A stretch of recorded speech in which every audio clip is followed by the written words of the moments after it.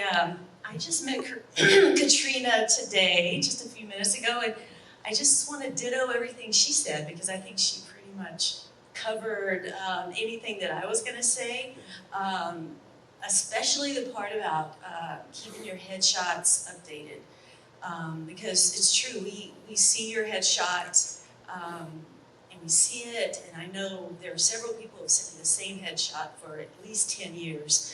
And they may look great, but it's always nice to get an updated headshot with accurate sizes. And so that's what I'll say, and if you have questions after we're done, I'm happy to answer. Thank you, Lorrie. You know, I've been doing this a really long time. My first show I cast in, I'm going to show my age here, 1979, a TV series for PBS called Newscast from the Past. And I don't think PBS is part of the AMPTP kind of thing, so I could say something about it. And then my first show in New Mexico, I do features and TV, but my first show in New Mexico was in 1982. And that was The Lazarus Man. And you know, things have changed so much since then. It was really hard to find good actors in New Mexico back in 1982. People were so rusty, there wasn't a whole lot of work. And now, oh my God, there are so many actors that are really, really good, you know. I'm real proud of one of our local actors who I think I first cast her when she was like 7 or something like that. Amber Midthunder, you guys know Amber Midthunder? She is doing great now, and I was actually able to cast her as a series regular in a show we were working on that I can't probably say what it is, but that never happens here. What a difference between now and 1982 and how you guys have grown and the talent pool's grown, and you compete with LA now in a lot of ways, and a lot of LA actors have moved back now too. So I love actors. I love helping you. I love, you know, at some point someone said I could say I was a fairy godmother. Bing, you get a part. Bing, you know, kind of thing, which I really like. I like that image of helping you and being a fairy godmother. Some of the people, let's see, there was a little 9-year-old girl that I was doing a search for a show. It was either Disney or I think it was Disney or Nickelodeon. I don't know which one. But anyway, I was doing a search. It was back when I was in Texas, in Austin, Texas, and we were looking for girls, 11-year-old girls who could play soccer for a series.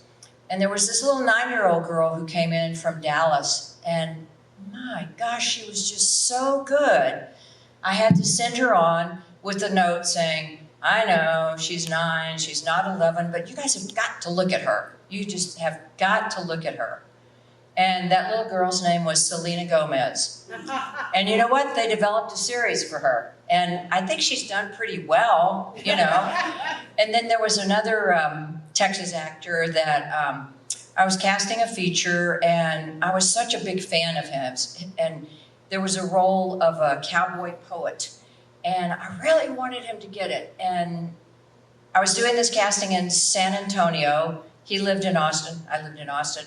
And I think he drove to San Antonio 8 times. And the final callbacks, there were, I think, 6 roles, and one of them was cut. I had 6 people coming back, and guess that my person did not get it, and that was Matthew McConaughey. Oh, wow. But I was able to cast Renee Zellweger in that very same project, you know, and I had to talk her into getting a good headshot.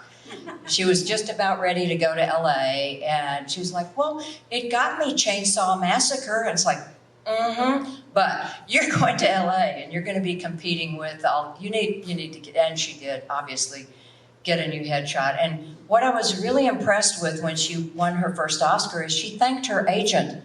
She thanked her Texas agent. That never happens. That just never happens, never. So yay, Renee.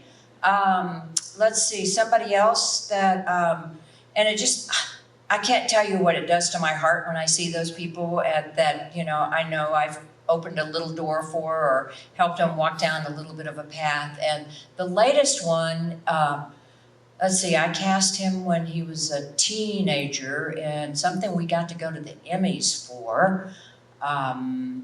And that is Glenn Powell, who's one of the co-stars with Tom Cruise in the new Top Gun movie. So it's like it can happen to any of you guys, you know? I mean, someone has to see you and then, you know, you get recommended and you just have to keep working at it, you know? Don't give up. There were times when I wanted to give up as a casting director because there's no work, you know? And I did end up, I was telling Ariana, I used to work in Texas, and I had started a company called Third Coast Casting, because, you know, East Coast, West Coast, Third Coast. And there was a division of it that did extras casting. And I had to sell that part of the company before I stopped doing it, because I did extras for a long time, and I loved it. I loved it. It was like painting a picture with people, you know. It felt very artistic and creative and very hard work. Oh my God, very hard work. I mean, I can remember them calling me at 2 a.m. and on my message machine it said, "You will wake up. We're changing the scene for tomorrow morning at 7 a.m. and we don't need punk rockers." It's like, oh my God, you know, it's really, really difficult work. But you know, when you're working as an extra, you can learn a lot. I worked as an extra. It was my straight job when I first moved to LA because I didn't want to wait tables. And what I would do is I would pick one department to study each time I worked. Worked a lot for Universal, but we're not talking about them today because they're not signing their deals yet. So there's a lot you can learn about it.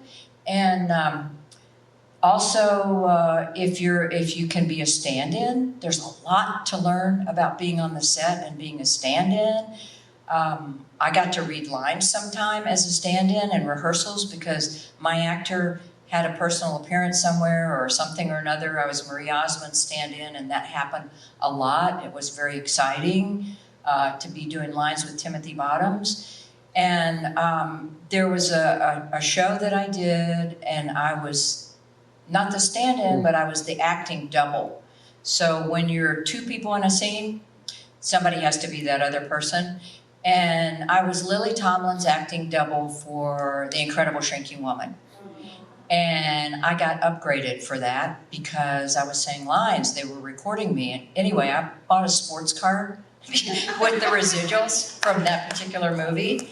And so you never know in this business when a little door could crack open if you're present and you're really trying to learn and open to being to learning and just show up.